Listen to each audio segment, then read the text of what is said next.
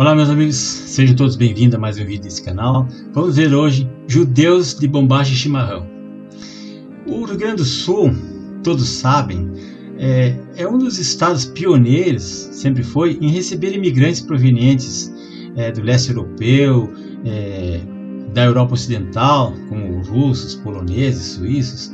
E os primeiros que vieram para cá foram os alemães, né? Depois vieram os italianos, lá mais para o final do século XIX, e por fim os judeus, que tiveram que sair da antiga Rússia czarista, né?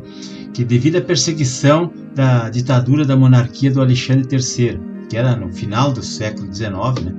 Que ele estava perseguindo os judeus. Então, no início do século XX, ali por volta de 1904, um banqueiro judeu-alemão chamado Franz Philippson, ele intermediou uma leva de famílias imigrantes.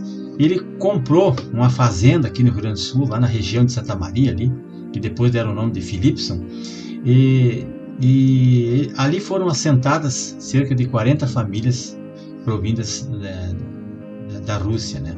Ele era uma área grande, eu acho que umas 2.000 hectares, e ele dividiu pelo número de famílias que vieram para cá. Só que a história desses imigrantes está contada nesse livro aqui, ó, Judeus de Bombacha e Chimarrão, escrito por esse escritor aqui, ó, o Jackson Stevenson.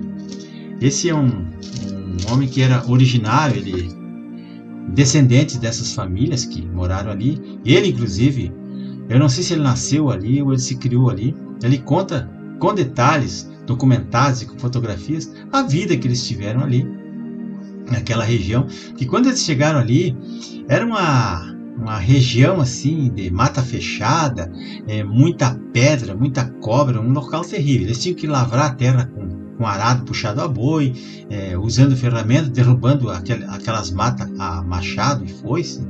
Então eles enfrentaram todo tipo de obstáculo, de rigores, teve secas prolongadas que eliminava toda a produção, teve uma praga de gafanhotos nos anos 30 que terminava com as lavouras também, dificuldade de acesso aos serviços de assistência médica, tudo. Apesar de passar um trem ali bem na frente, na época tinha trilho de trem ali, e mesmo assim o pessoal ficava isolado naquelas comunidades, tinha que ir na cidade às vezes buscar remédio, buscar ferramenta, buscar algum alimento, alguma coisa, e eles viviam assim. Mas eles estavam acostumados a passar trabalho, passar dificuldade. A vida para os judeus nunca foi fácil no mundo todo, e eles tinham muito jogo de cintura, e a comunidade era muito unida, né?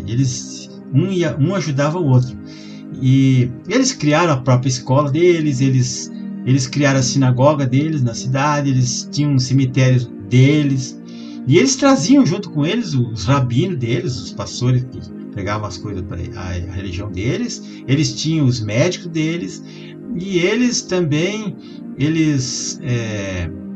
além de ter isso aí, eles tinham seus próprios professores, né? Porque ninguém ficava analfabeto, todo mundo tinha que aprender a ler, escrever, ter um ofício, né? E hoje em dia, daquela colônia só restou o cemitério, que foi preservado, foi tombado, e está lá inteiro. A comunidade paga para conservar, porque é um patrimônio da humanidade. E eles foram saindo de lá aos poucos, né, pelas dificuldades, e de acordo com a evolução das coisas, principalmente as novas gerações, foram indo embora de lá. Foram para todas as cidades do Rio Grande do Sul, Santa Catarina, Paraná, São Paulo. Eles foram se distribuindo pelo Brasil inteiro. Então, graças a essas famílias que vieram para cá e moram aqui em Porto Alegre, tem um bairro também que é quase só povoado com eles. Eles saíram dali muitos médicos, farmacêuticos, engenheiros, escritores, ourives, alfaiates, mecânicos, metalúrgicos, esse pessoal que fabrica cutelaria, tesouras, navalhas, facas, ferramentas agrícolas, os moveleiros que fazem móveis, comerciantes. Dezenas de profissões de pessoas se instalaram pelo Brasil inteiro, saíram dali, né? E esse pessoal, eles contribuíram muito para o desenvolvimento não só do estado do Rio Grande do Sul, como do Brasil inteiro.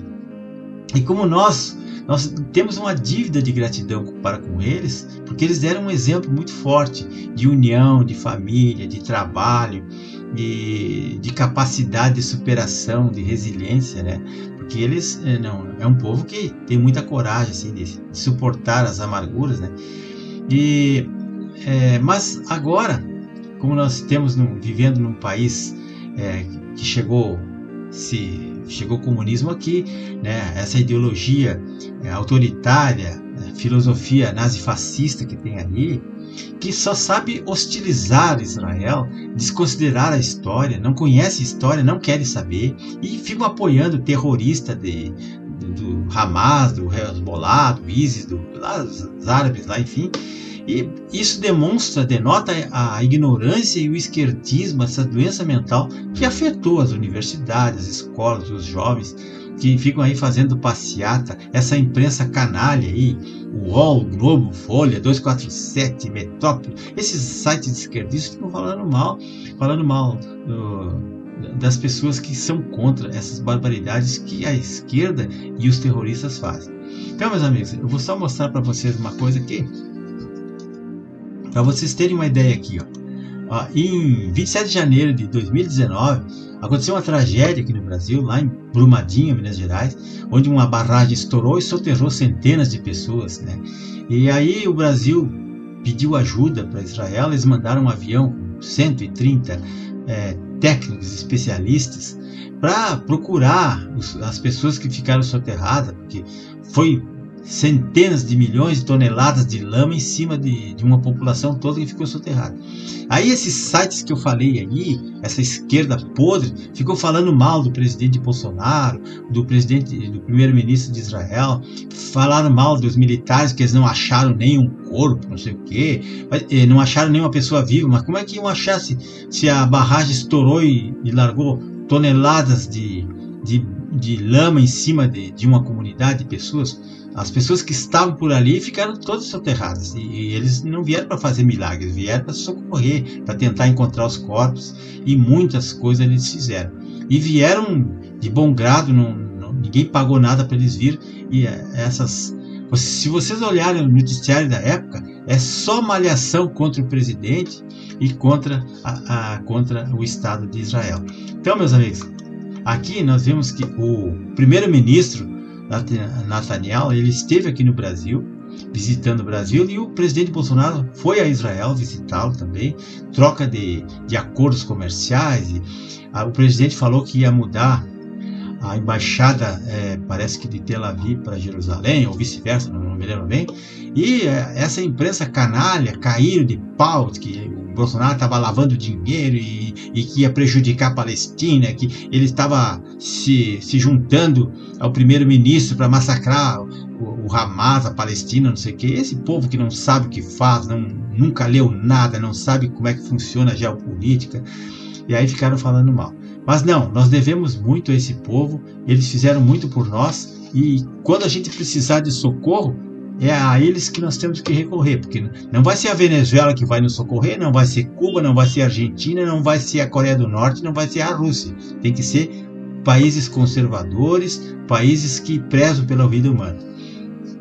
Então, meus amigos, eu só tenho a dizer a vocês pedir para vocês que se inscrevam nesse canal. Não custa nada, não é crime, não é pecado. Vai ali e se inscreve. Esse é um canal cultural que mostra as coisas como elas são, ajuda muita gente, e as pessoas precisam compartilhar isso, precisam saber o que está acontecendo, né? Precisam ler os livros que eu indico e ver os filmes que eu indico ali, para poder se atualizar e abrir a sua mente. Então, para Israel, Shalom, Toda Rabá, muito obrigado, gratidão, sejam muito felizes, continuem sendo parceiros do Brasil, parceiros comerciais e culturais. E vou deixar também 3 filmes aqui. Tem um filme ali chamado Mein Kampf, Minha Luta, é um filme que fala sobre toda a carreira, a biografia daquele tirano lá, do bigodinho lá da Alemanha, desde que ele ingressou na política em 1914 por aí, e aí ele fez toda uma carreira política com mentiras, com desinformação, E depois o objetivo dele era destruir a população judaica da Alemanha, porque ele achava que todo o mal da humanidade estava nesses coitados aí, né? Nesse povo que não faz mal a ninguém. São pessoas trabalhadoras, são pessoas inteligentíssimas, e que aí os esquerdistas, por medo que eles dominem o mundo, eles ficam atacando. E tem outro filme também chamado O Pianista, é baseado em fatos reais. Não está mais na internet de graça, mas vocês acham nas plataformas aí. É um filme maravilhoso, é um clássico de fatos reais. Tem outro filme também chamado Um Violonista no Telhado. É um filme que se passa na antiga Rússia, quando havia aquela perseguição aos judeus lá, que eles tiveram que botar as coisas dentro de uma carroça e sair de lá, fugir, porque a ditadura da Rússia lá estava perseguindo. Isso antes da Revolução de 1917. Era um filme bem antigo. E o pessoal perseguia mesmo e matava se o cara não fugisse de lá. Então o pessoal andava, saía de um país e ia para outro, sempre sendo escorraçado. Agora que o país tem um território, a esquerda quer destruir a civilização deles. Meus amigos, por favor, então se inscrevam no canal. Muito obrigado e até amanhã.